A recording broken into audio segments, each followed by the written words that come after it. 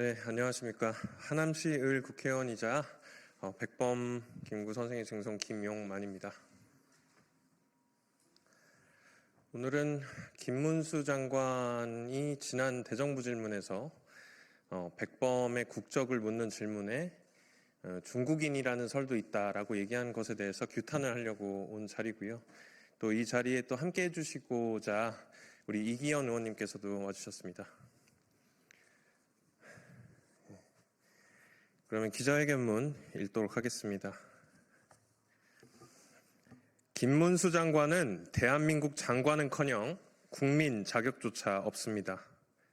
지난 2월 14일 국회 대정부 질문에서 일제강점기 김구 선생의 국적이 무엇인지 묻는 질문에 김구 선생은 중국 국적을 가졌다는 이야기도 있다. 국사학자들이 다 연구해 놓은 게 있다고 답변을 했습니다. 대체 누가 어떤 내용으로 그런 연구를 했는지 어디 가져와 보십시오.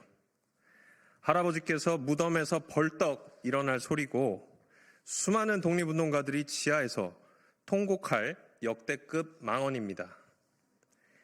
당신이 서 있는 이 대한민국, 당신의 장관직, 그 모든 것이 선열들의 피와 희생으로 세워졌습니다. 당신의 발언은 일제의 국권 침탈이 불법임을 선언하고 임시정부가 정통성을 가진 유일한 합법 정부임을 천명했던 선열들의 노력과 독립운동의 역사를 정면으로 부정하는 반헌법적, 반민족적, 그리고 비상식적인 무지의 망언입니다. 대한민국 임시정부는 한반도의 합법적인 정부는 임시정부뿐이라는 기조하에 우리 선조들을 국민으로 인지했습니다. 간토 대지진 한일 학살 당시 해외 거주 국민을 보호하기 위해서 일본 정부에 공식적으로 항의 서한을 보내고 대한민국 국민에게 여권을 발행하는 등 정부로서 역할도 수행했습니다. 그러한 대한민국 임시정부의 주석이 어떻게 중국 국적을 가질 수 있단 말입니까? 또 지난 환경노동위원회 인사청문회 때도 일제강점기 시기 우리 국민들의 국적은 일본이었다. 대한민국이 없었기 때문이다. 라며 대한민국 임시정부를 부정하는 망언을 내뱉은 적이 있었습니다. 그러면 3.1운동은 반정부 시위입니까? 임시정부는 반국가단체이고 김구 주석은 반국가단체의 수장입니까? 이봉창, 윤봉길 의사는 테러리스트입니까? 윤석열 정부 국무조정실도 지난 국감 당시 한일 병합조약에 대한 공식 입장을 묻는 질문에 정부는 한일 강제병합조약이 우리 국민의 의사에 반하여 강압적으로 체결되었으며 따라서 원천적으로 무효라는 입장을 그간 일관되게 유지했다고 저에게 직접 답변했습니다.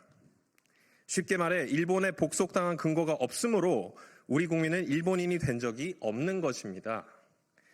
그런데 대한민국 장관이라는 자가 대한민국 임시정부를 부정하고 대한민국 정부의 입장과 반대되는 국익저해 발언을 일삼고 있는 것입니다.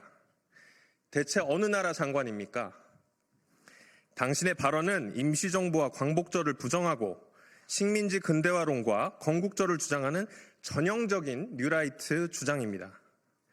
김문수 장관에게 묻겠습니다. 왜 자꾸 일본 국적, 중국 국적 운운하는 것입니까? 일본 국적 인정을 통해 우리 민족이 근대화할 능력이 부족했다. 일본의 식민 지배는 어쩔 수 없는 흐름이었다. 라고 얘기하는 뉴라이트의 주장을 변호하고 싶은 것입니까? 혹은 그렇게 적극적으로 해석을 해서 국익을 저해하려는 특수한 목적이 있는 것입니까? 참으로 통탄스럽습니다.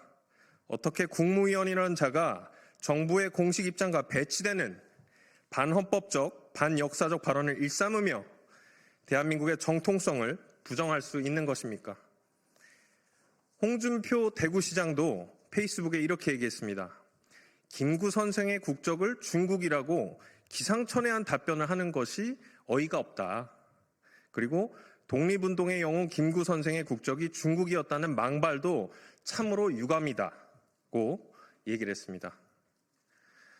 본인들 내부에서도 인정받지 못하는 자가 장관이라고 나와서 대정부 질문에서 한 얘기라고는 믿기가 어렵습니다.